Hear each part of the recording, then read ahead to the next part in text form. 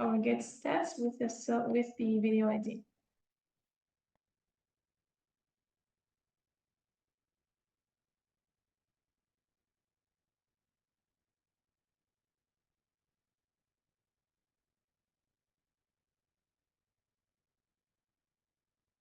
So the video ID is from item, I think ID, then video ID. Let me just get it from there.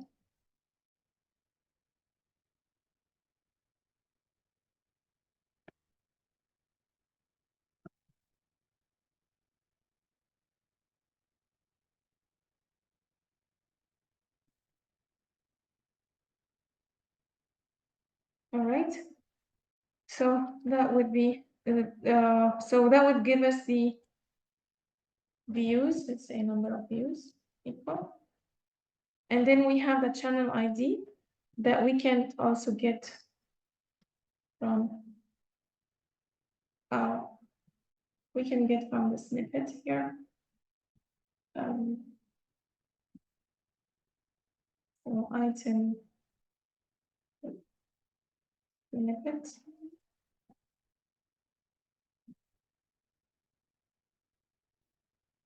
And channel ID, let me just copy and paste so that I don't misspell it.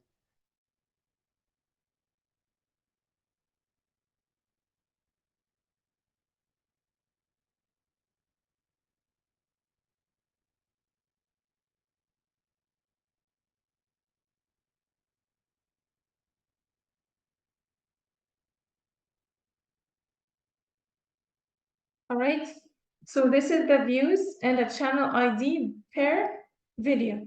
Okay, so we said we're gonna create a dictionary. So let's say accumulated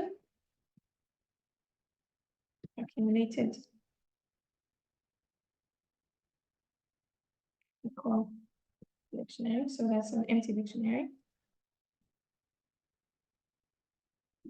And we can just say that the accumulation trick. So if channel ID and accumulated dot keys,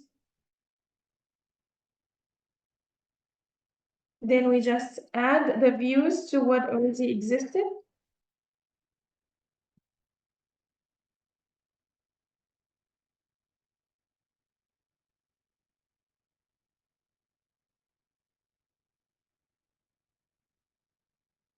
Plus equal, and then the views that we just got from calling the stats. Otherwise, we will just initialize the value with that views.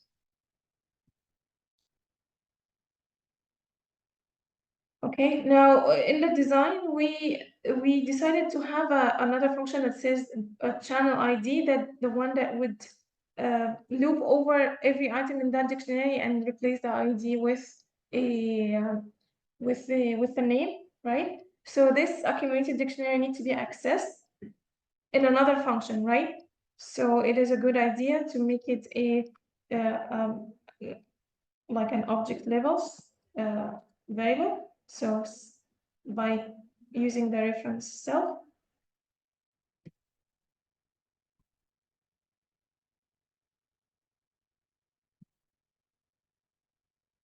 Now it would be accessible outside after we are done with that. Okay. Hold on, what am I? Where's the get stats? Okay, so this is the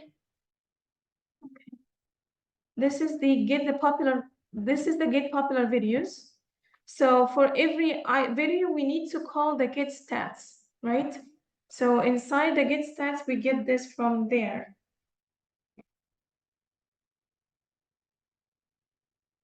All right, so that's what I did.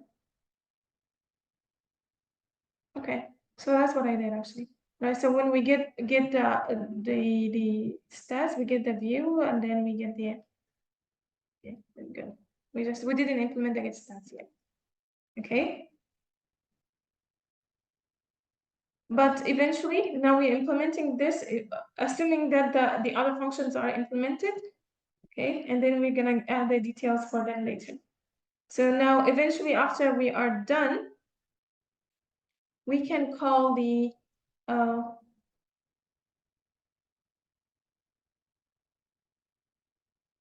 what's called the get channel name for every item. Now we don't have to call it we don't have to have another loop. We can use this, I mean, we can call it inside the same loop.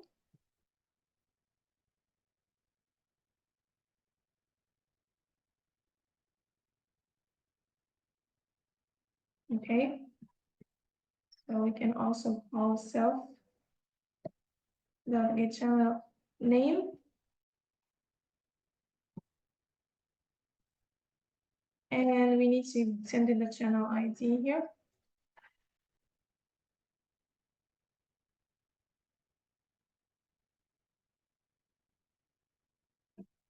Okay, hold on.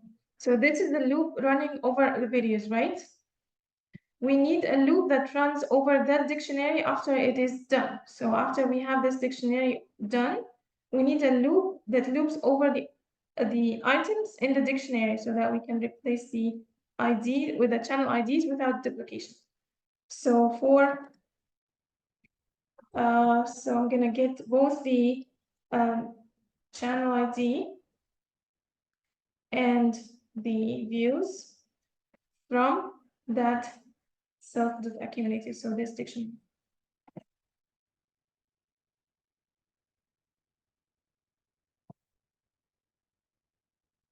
Okay, so for that, we're gonna get the channel name by calling the function. All right, and then we're gonna create the setter object.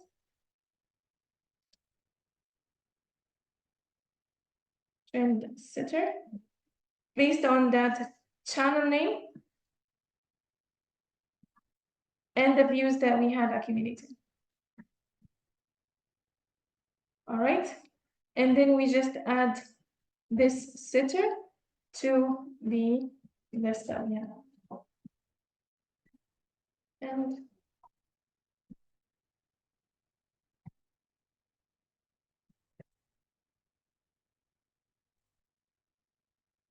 okay, so once we have the get stats implemented and the channel ID implemented, this class should be ready, right? Now, what do we need to do inside the get stats?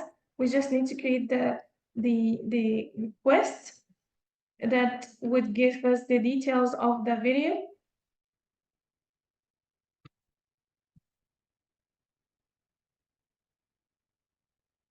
So this request.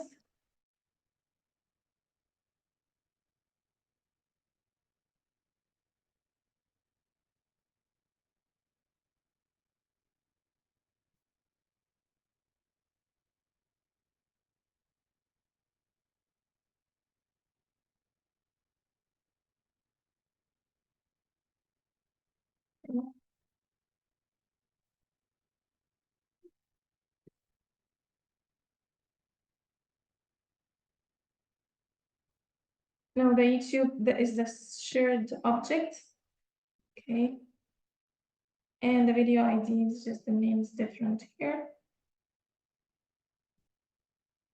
I don't need really need contains details. And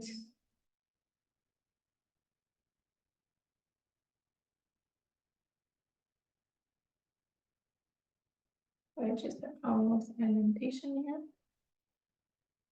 Okay, and then we just return the view count. Okay, so that should be the get statistics. Okay, now see how like I built the function that calls the get statistics and get the channel ID without having them implement. So I can start working. We can start working in parallel like this. Okay, we assuming that the function is implemented and build the other ones, and hopefully, if we are communicating well enough, then once we all done, we can put all the work together. And now the request that is needed for the channel is through the channel resource. And then we just need the titles. Just gonna remove them.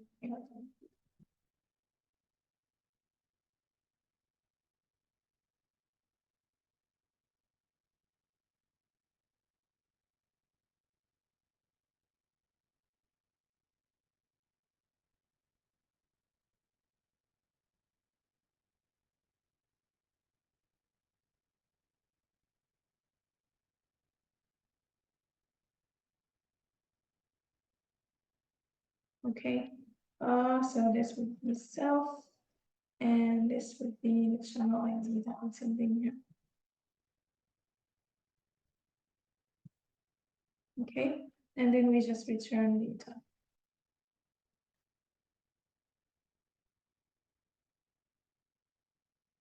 All right, so now the YouTube class should be ready. We can't really test it until we have this functionality here.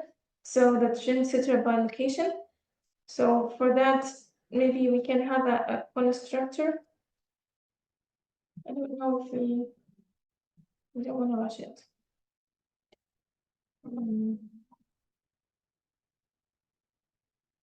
Okay, so at least we have some parts. Let's stop here and continue with the finishing the trend setter class and testing the entire thing in the next session. Okay, so we can stop here.